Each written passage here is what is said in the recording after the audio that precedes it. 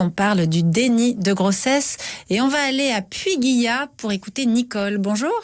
Bonjour. Je ne sais pas si on peut appeler ça un déni de grossesse parce que c'était tellement beau que... Racontez-nous ça. Voilà, j'avais une cousine qui avait déjà un petit garçon de 3-4 ans. Oui. Et elle travaillait dans une usine dure, traînait des choses, enfin bon, plein de... vraiment dur. Et puis elle en voulait un deuxième.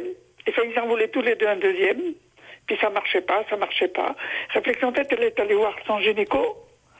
Et le gynéco lui a dit, madame, vous allez accoucher. Bientôt, là tout de suite. Oui, elle a accouché 8 jours après. C'est fou ça. Il devait déménager, alors il a déménagé tout seul, il s'est débrouillé tout seul, elle avait déjà les affaires du plus grand, donc ça s'est bien passé. Mais le plus drôle, c'était pour aller voir son patron, pour lui dire qu'elle prenait son congé de maternité. Mais c'est vrai qu'on a, excusez-moi d'en rire, mais vous avez raison, c'est une question... Mais on en a ri. Tout le monde aussi. en a ri, tout le monde était content, hein. C'était pas une mauvaise histoire, quoi. Alors attendez, Hélène Romano, c'est un déni de grossesse, ça? Alors c'est un déni de grossesse, et puis merci pour ce témoignage, Nicole, parce que le déni, c'est pas forcément négatif, c'est tellement porté péjorativement par la société qu'on a l'impression que c'est une honte, que c'est très culpabilisant. C'est ce qu'on fait porter aux femmes qui subissent ce déni-là. Mais il y a des dénis qui sont à la levée du déni, qui donnent l'issue à de très belles histoires.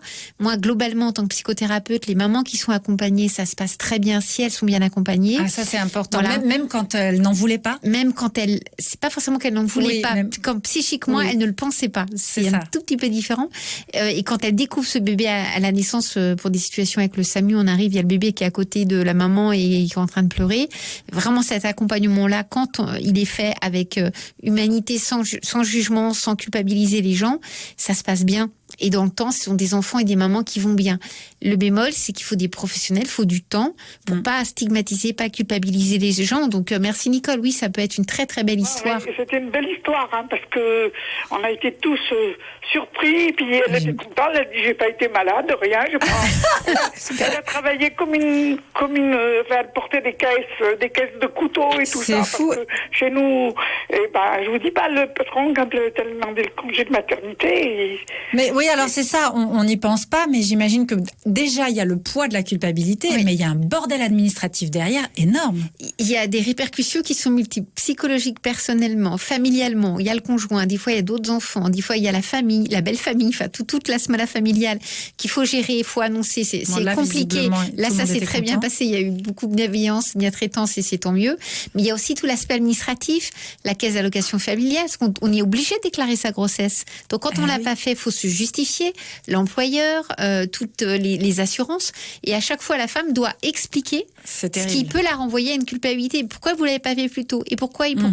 Et ça peut être confronté à l'incrédulité des gens, à l'incompréhension. Dans certains cas, ça renforce la culpabilité. Dans d'autres cas, on le prend avec le sourire, mais on n'a pas tous les mêmes ressources. Oui. Nicole, le premier enfant de votre cousine, il l'a bien pris? Il avait quel âge quand il a eu son petit frère ou sa petite sœur? 4 ans. Et ça s'est bien passé? Ils ont 20 ans passés, tous les deux maintenant. Hein. Oui. Mais sur le coup, découvrir qu'on a un petit frère ou une petite sœur comme ça, tout d'un coup, du jour au lendemain, ça a été? Je sais pas. Oui, je pense, parce que tout le monde a l'air d'aller bien. Je pense que ça a passé comme une lettre à la poste, comme on dirait. J'attendais tellement ça.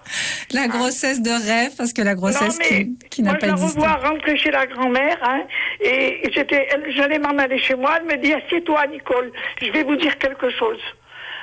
Eh bien, je m'entends vous dire que les personnes âgées qui étaient avec moi, la grand-mère a commencé par aller appeler son mari. Il fallait qu'elle retourne raconter l'histoire. Elle lui disait, mais c'est possible. On était tous éberlués. Hein. Mais en tout cas, c'est une belle histoire qui se termine bien. Merci beaucoup, Nicole, pour ce joli témoignage. C'est déjà demain sur France Bleu, Églantine Émeillé.